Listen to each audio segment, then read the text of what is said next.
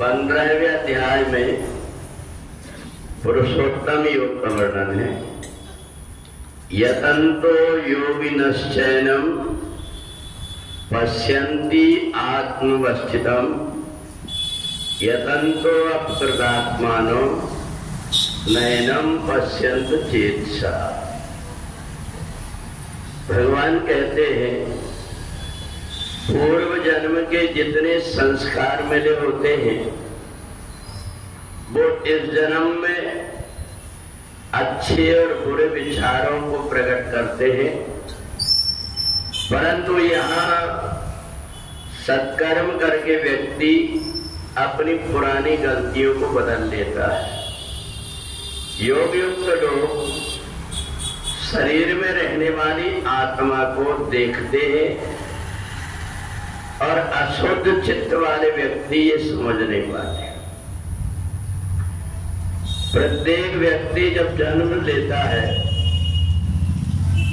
तो जन्म से धीरे धीरे उसको बहुत सारी चीज यहाँ की सीखना पड़ता है।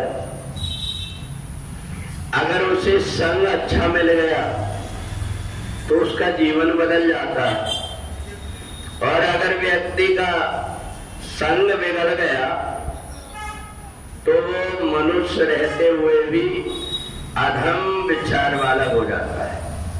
और इसलिए हम जो परमात्मा की भक्ति करते हैं, गीता का जो पाठ करते हैं, हमारी विचारधारा पवित्र हो जाए, शरीर के अंदर जितनी अशुद्धियां हैं, अच्छा और बुरा पिछला शरीर का जो आया हुआ है वो इस समय पर सुधारने के लिए बहुत सारे उपाय हैं। तो यहाँ मनुष्य शरीर में जन्म लेने के बाद में बहुत से व्यक्तियों को चिंता होती है कि हमें मनुष्य परमात्मा ने बनाया है, पर हमारे अंदर मनुष्यता आ जाए इसके लिए वो प्रयत्न करते रहता है।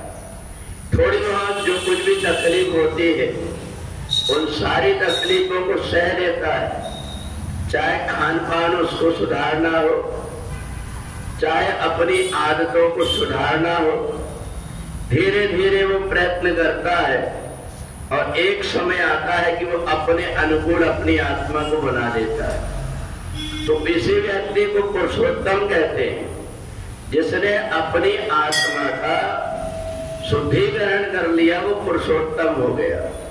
परंतु यहाँ संसार में एक ही चीज नहीं है। जड़ चेतन गुण दोषमय विश्व कीन करता, यहाँ दूध भी है और मदिरा भी है। तो इसलिए यहाँ आकर के व्यक्ति एक सत्कर्म भी करता है, अच्छे कर्मों में भी लगता है, और एक व्यक्ति बुरी संगतों में भी पड़ जाता है। तो इसलिए जब हमारे घर का वातावरण हम ऐसा बनाए कि हमारे घर के वातावरण में सभी व्यक्तियों का विचार की शुद्धि हो जाए, इसके लिए हम ऐसा वातावरण धीरे धीरे करके निर्मित करते हैं। छोटे बचपन से ही बालक के अंदर ऐसे संस्कार डालते हैं जिससे कि बालक थोड़ा बड़ा होता है, भगवान की मूर्ति देखा, भगवान का भजन कीर्तन देखा और जय जय करके ताली बजाने लगता है।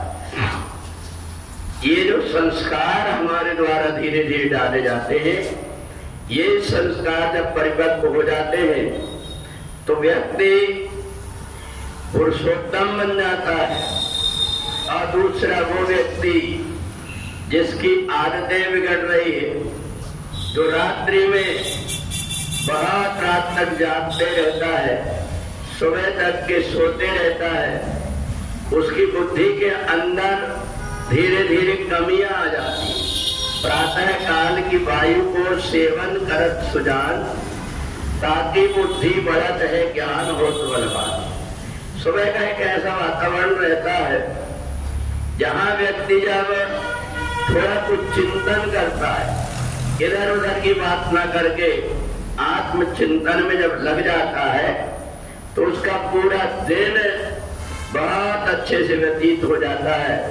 तो इसलिए ये हमारे हाथ में है कि हम अपने आप को अच्छा बनाना चाहते हैं या अपने आप को बिगाड़ना चाहते हैं।